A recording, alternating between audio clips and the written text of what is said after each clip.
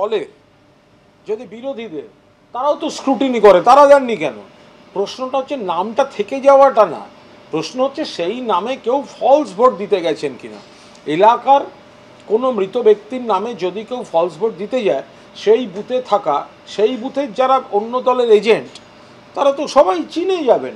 ফলে এই বোকা বোকা জিনিসগুলো করে অহেতুক উত্তেজনা ছড়াবার মানে কি? কেউ মারা গেছেন, তার নামটা হয়তো তুলতে নির্বাচন কমিশন দেরি করেছে, তার মানে সে ভুতুড়ে ভোটার। তো সেই বুথের যে এজেন্টরা বিভিন্ন দলের, তারা তো সেই এলাকার বাড়ির সবাইকে চেনেন। তো মৃত ব্যক্তির নাম করে যদি কেউ স্লিপ নিয়ে ভোট দিতে যায়, তো সে তো সেখানেই আটকে যাবে। অহেতুক নাটক করছে কেন? নাগরিকরা ভোট দেবে, যারা দেহ রেখেছেন তাদের নাম থাকা উচিত না, যারা নাগরিক নন তাদের নাম থাকা উচিত না। একই সঙ্গে বলবো, যারা নাগরিক তাদের নাম থাকা উচিত। এটাকে বলে এক্সক্লুশন এরর আর ইনক্লুশন এরর। যাদের নাম থাকা উচিত না তাদের নাম বাদ দেওয়া উচিত, যাদের নাম থাকা উচিত তাদের নাম যুক্ত করা উচিত। তো সেইখানে ওই প্রচেষ্টা না করে আমি যদি খালি বলতে থাকি না করতে দেব না করতে দেব না, তাহলে তো সুষ্ঠু নির্বাচন হতে পারে না। এই নিয়ে আতঙ্ক হয় আমার, যে এই ধরনের কথাবার্তা, এই ধরনের মানবো না ওটা রাস্তায় ঘাটে বলা যায়, সরকার চালানোর সময় তো মানবো না মানি না এ বলা চলে না। আইনে যা লেখা আছে তাই করতে হবে। কিছু কিছু নামের জন্য যে দিয়েছিলাম নাম কাটার জন্য, কিছু কাগজ পাইনি, আর কিছু দিয়েছিলাম সেগুলোর নাম কাটা হয়নি, হয়তো কোনো কাগজ হারিয়ে গিয়েছিলো বা সেরকম সঠিক কোনো কাগজ পাননি বিডিও অফিসে, তার জন্য হয়তো নামটা কাটেননি।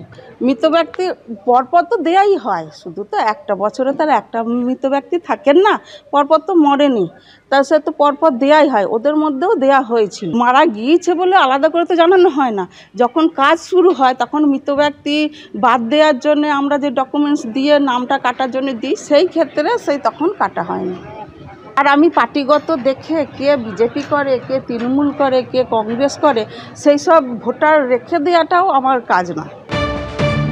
একটি বুথেই 9 জন মৃত ভোটারের নাম রয়েছে তালিকায়। এমন অদ্ভুত কাণ্ড ঘটেছে কাটোয়ার ডাইহাট পুরসভায়। ভোটারদের কেউ মারা গেছেন 5 বছর আগে, কারোর 3 বছর আগে মৃত্যু হয়েছে। অভিযোগ, তারপরেও ভোটার তালিকায় বহাল তবিয়তে বেঁচে আছেন মৃত ভোটাররা। বিএলওর স্বামী ছেলে বিজেপি করেন বলে ইচ্ছাকৃতভাবে মৃত ভোটারদের নাম কাটা হয়নি। চাঞ্চল্যকর অভিযোগ ডাইহাট পুরসভার তৃণমূল কাউন্সিলরের। রাজনৈতিক পক্ষপাতিত্বের অভিযোগ অস্বীকার করেছেন বিএলও। মৃত ভোটারদের ভোটে জিতে এবার ধরা পড়ার ভয় ভীত তৃণমূল, কটাক্ষ করেছে বিজেপি।